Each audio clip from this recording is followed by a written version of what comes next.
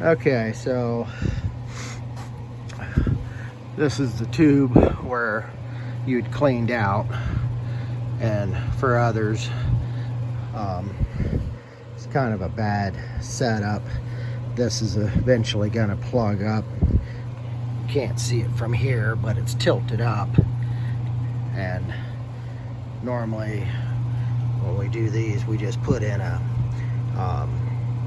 condensate trap like we use on tankless and put it in here and get rid of this stupid thing.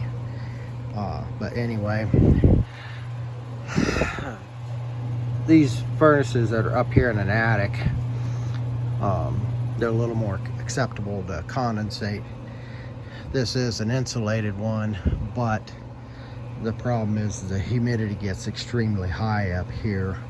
And so when this is laying on its side on this particular unit, there was water in this tube from the way this sets down in here, and there's just a little clip there that you can just lift up to get that out of there and then pull those hoses off. It's easier to pull those hoses off then.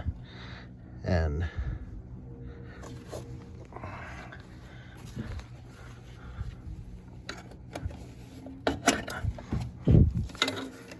then you can get to these, pull these off, blow them out, dry them out.